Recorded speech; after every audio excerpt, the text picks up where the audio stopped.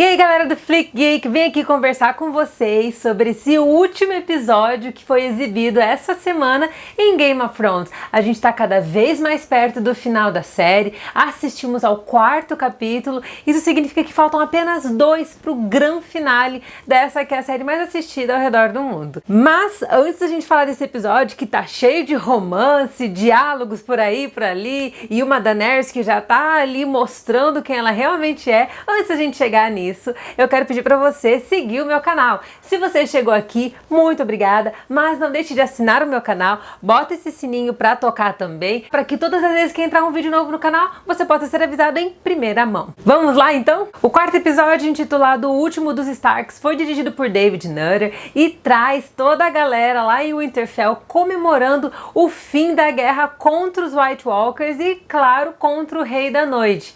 A Arya foi a grande vencedora dessa batalha, né? Ela foi que se destacou mais, a gente já falou sobre isso, e nós temos ali todo mundo bebendo muito, trocando ideia, conversando, Tyrion e Jaime Lannister se reaproximando, fazendo aquela brincadeira clássica do copo, se você fez ou não fez, você toma um gole da cerveja ou não. Então tá todo mundo naquele clima festivo, até porque venceram os mortos, então agora ir para a próxima batalha não parece ser um desafio tão complexo como antes se imaginava, né? E nesse contexto, Daenerys Targaryen tá extremamente deslocada, ela tá totalmente deixada de lado, ela percebe que ela não está dentro do seu ambiente comum, ela tá ali bem no cantinho dela, o Lord Varys tá ali do seu lado, mas ela percebe nitidamente que ela tá em território desconhecido, ela tá analisando o ambiente todo muito bem e ela já começa a revelar todo aquele ego que a gente tem especulado desde o primeiro episódio dessa temporada. Ela acaba determinando o Gendry, que até então era um bastardo, como o Lorde que representa a família Baratheon. Isso faz com que ele realmente suba na vida, dá um statusinho para ele, só que no final das contas essa decisão dela foi meramente egoísta, foi a título de caixa para ela mesma se tornar mais forte como uma líder política e, claro, para acabar conquistando a confiança de Gendry. No final das contas, até essa atitude dela, que no começo reverberou bem, Gendry foi ovacionado no meio daquela grande festa, no final das contas ela acaba sendo deixada de lado, e essa atitude heróica dela, essa atitude tão honrosa de uma líder que pensa nos seus, passou mais despercebida do que ela realmente esperava. E enquanto isso, Jon Snow está crescendo, os selvagens estão ali dando tapinha nas costas, falando o quanto ele é realmente um rei, montou num dragão e só um rei realmente poderia ser capaz de fazer isso, e esquecendo que a Daenerys também monta no dragão e tá ali do lado do cara. Então a gente vê um clima ali rolando meio estranho entre eles dois. O Jon Snow tenta se sentir à vontade o máximo que ele pode, mas você vê que ele fica bem constrangido com todos os elogios que ele tem recebido, fazendo com que a Daenerys fique ainda mais desconfortável. E nós temos nesse episódio a eclosão de um romance que se especula desde a 2ª temporada. Jaime Lannister e Brienne de Tarth finalmente acabam se relacionando, tem uma noite de amor entre eles dois e começa a surgir ali um relacionamento que a gente já achava que estava se firmando como o arco final desses dois personagens, mas infelizmente as coisas não duram muito e Jaime Lannister não consegue se desvencilhar do seu passado, das coisas ruins que ele fez antes, e acaba voltando para Porto Real, para Cersei. A gente não sabe muito bem o que vai acontecer ali, se ele vai voltar para os braços dela ou se ele vai acabar eventualmente matando ela até o final da série, mas o arco deles dois começou e terminou de um jeito assim muito rápido.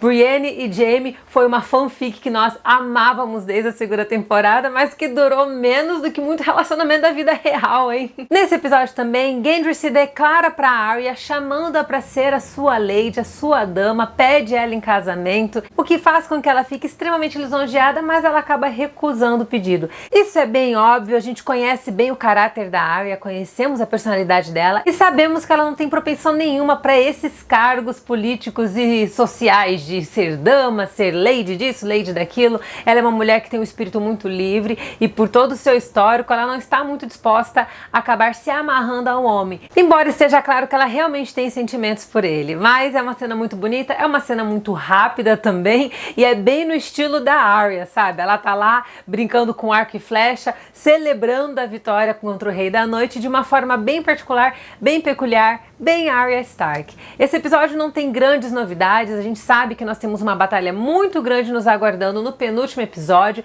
Game of Thrones também também tem essa tradição de trazer grandes revelações, grandes estouros, momentos bombásticos, sempre nos 2 últimos capítulos. Então esse episódio é um pouco mais tranquilo. Eu chamo esse capítulo de Casos de Família porque tá todo mundo ali meio que se acertando com os seus pares. Os Stark estão tentando se acertar ali também, e é quando o próprio Jon Snow acaba revelando que ele é Aegon Targaryen, que ele possui sangue de Targaryen e sangue de Stark. E é claro, Sansa, como uma estrategista que está se revelando cada vez mais em cada um desses episódios desse último ciclo, ela não vai deixar barato, ela acaba contando pro Tyrion também a respeito disso, que acaba compartilhando a novidade com o Varys. Então nós temos ali mais pessoas sabendo sobre quem é Jon Snow, sobre a sua origem, sobre quem ele realmente é, qual é o seu berço, o que dificulta as coisas ainda mais para Daenerys. E por falar em Jon Snow e Daenerys, nós temos um diálogo muito importante entre eles dois que define pra valer qual é o caráter da Daenerys. Especulava-se muito a respeito dela ser ou não uma vilã.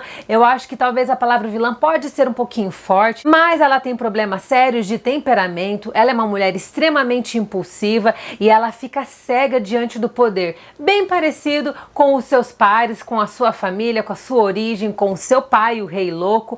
Então nós temos ali a Daenerys mostrando cada vez mais quem ela verdadeiramente é. A impressão que dá nesse diálogo com o Jon Snow é que ela tá fazendo um joguinho de interesse, ela usa o fato de ele gostar muito dela a seu favor, fazendo com que ele tome partido em relação a ela, ao invés de tomar o partido da sua própria família, o que vai dificultando as coisas ainda mais, tanto para ele como para ela, porque coloca os dois em saias justas, bem apertadas mesmo ali, dificultando a dinâmica de relacionamento com a Sansa e com a Arya Stark. E é claro que a Daenerys está deixando bem mais evidente o quanto ela tem uma sede muito grande pelo trono, que o negócio dela mesmo é o ego de estar sentada no trono, que embora ela sempre tenha tido suas afiliações mais pacíficas, mais apaixonantes, aquela questão de proteger o povo, de garantir a sua liberdade, de acabar com o aprisionamento, de quebrar a roda, todas aquelas coisas sempre fizeram parte dela, mas ela tá revelando um lado que a gente já suspeitava muito,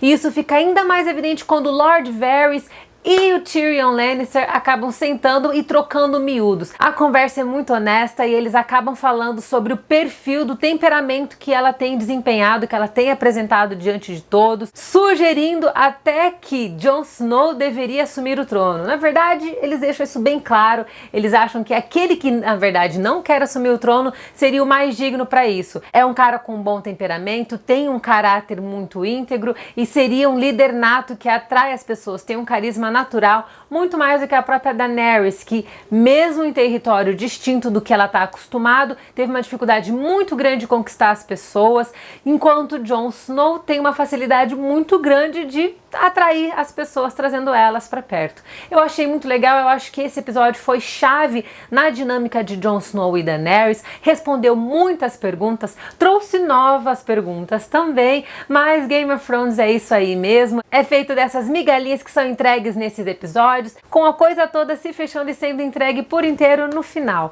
Então eu tô muito feliz com esse episódio, eu gostei bastante. Nós temos a morte da Missandei, que era o braço direito da Daenerys, era a pessoa com quem ela mais tinha proximidade, e depois da morte de Jorah e a morte de Missandei, fica mais claro o quão isolada a Daenerys está. O exército dela tá bem miudinho também, tá bem magrinho, reduziu muito, o exército do norte também reduziu bastante, e a Cersei não está com medo dos dragões. Além disso, Euron Greyjoy, querendo provar o seu valor cada vez mais para Cersei, veio com o grupo de mercenários de Braavos e os seus navios vieram bem equipados com bestas gigantescas que acabaram matando um dos dragões da Daenerys. Eu acho que esse é o momento mais inesperado do episódio, até porque o capítulo estava muito sereno, estava muito calmo, estava bem casos de família, e de repente um dos seus dragões que estava lá sobrevoando todo imponente, todo poderoso lá no céu, ele acaba sendo acertado e cai no mar.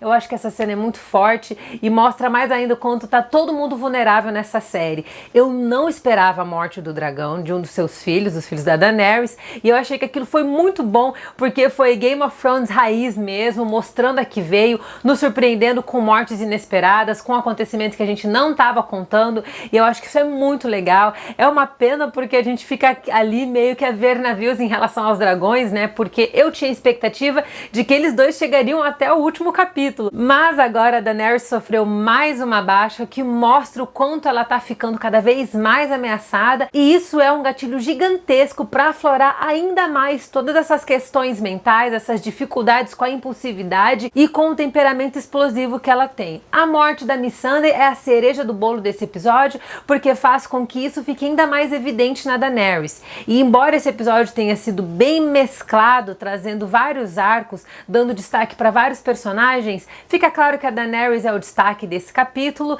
e todas as especulações que foram feitas no passado estão se confirmando. A morte da Missandei acaba provando isso mais uma vez e o episódio termina com a Daenerys dando as costas para Cersei, sangue nos olhos, prestes a fazer alguma coisa drástica.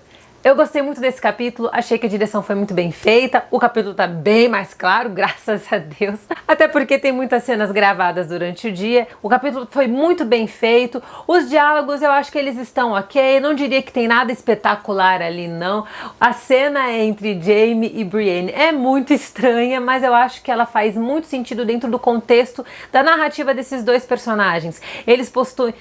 Eles sempre possuíram uma tensão sexual muito forte entre os dois e eu acho que aquilo ganhou corpo maior e culminou dentro daquela relação deles no episódio dessa semana. Então eu acho que até esse diálogo meio esquisitão, essa cena de sexo que começa meio esquisita, mas depois acaba encaminhando bem, ela tem tudo a ver com a narrativa desses dois personagens, com a história que eles construíram juntos. O episódio foi muito bem feito, gostei pra caramba e é também um preparativo porque a gente vai ver lá na frente, na semana que vem, que é uma guerra que promete ser bem maior do que o combate por Winterfell. Isso é palavra de Emilia Clarke, intérprete de Daenerys Targaryen.